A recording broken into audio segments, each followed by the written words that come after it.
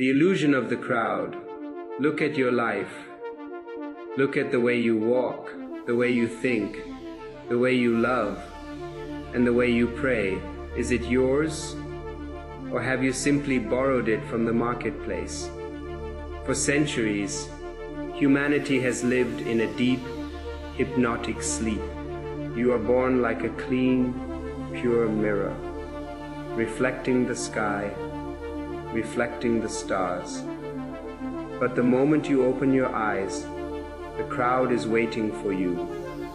The parents, the priests, the politicians, the teachers, they are all standing there with their brushes, ready to paint their own colors upon you. They give you a name, they give you a religion, they give you a nationality, and they give you a morality.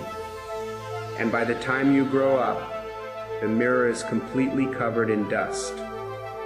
You look into it and you see a mask. You think the mask is your face. It is not.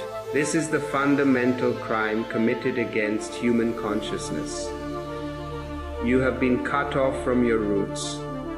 You have been taught to look outside for direction, to look to the leaders, to look to the scriptures, to look to the saints. And why do they do this? Because an individual is dangerous. An individual cannot be controlled. An individual cannot be forced into a battlefield to kill other individuals. An individual cannot be exploited by the temple or the state.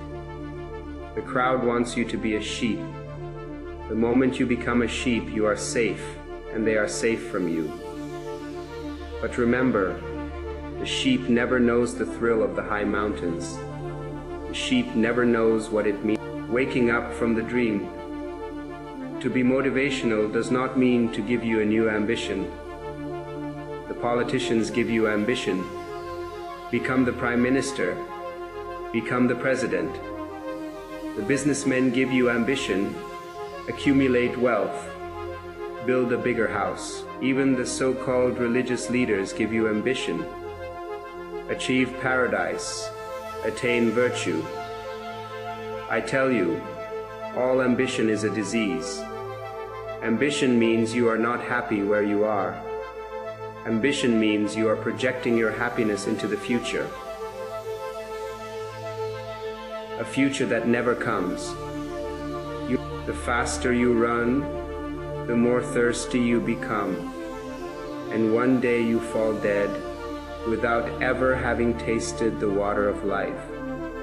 True motivation is not about running faster. It is about stopping completely. Stop. Just look at this very moment. The trees are green, the birds are singing, the wind is passing through the pines. What more do you need? You are already in paradise, but you are sleeping. My work here is not to give you a new dream. My work is to shake you, to wake you up from all dreams. When you wake up, you realize that you don't need to become anybody else. You don't need to fit into the molds created by the society. You are unique. The universe has never created another person like you, and it will never create another. It does not believe in mass production. It creates only masterpieces. But you are trying to become a carbon copy of someone else. You want to be a Buddha. You want to be a Jesus. You want to be a saint. If existence wanted another Buddha, it would have created one. It created you because a Buddha was missing. The path to your own truth requires an immense courage. The courage to be alone. People are terrified of loneliness. To escape loneliness, they go to parties, they join clubs, they get married, they watch television, they scroll mindlessly through their phones.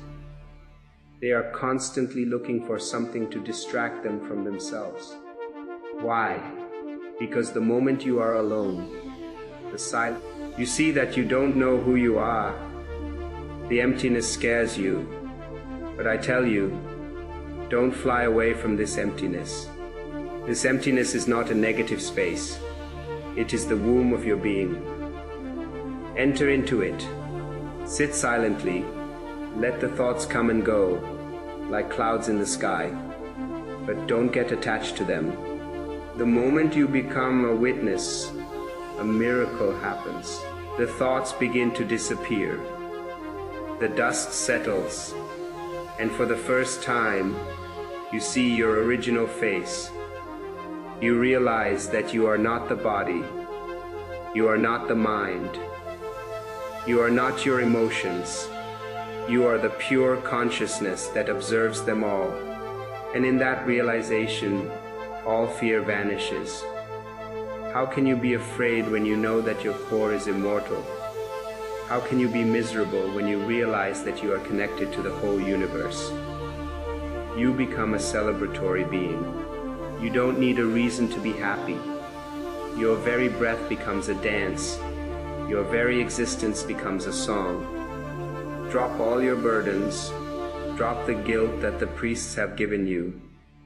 They have told you that you are a sinner, that you are born in sin. This is a strategy to make you feel weak, so you will fall at their feet for salvation. You are not a sinner. You are a part of the divine. The divine is breathing through you, looking through your eyes, listening through your ears. Live your life with total intensity. Don't live a lukewarm life. If you love, love totally. If you cry, cry totally. If you laugh, laugh with your whole body. Let every moment be burned completely, like a candle lit at both ends. Do not follow anyone. Do not follow me. Take responsibility for your own life. If you stumble, if you fall, it is perfectly beautiful, because every mistake will make you wiser. Every error is a step toward maturity. Be a light unto yourself. Don't seek light from others. Ignite your own flame. Walk into the unknown with a song in your heart. The world may call you mad. The crowd may oppose you. But remember, the crowd has always crucified the truth and worshipped the lie.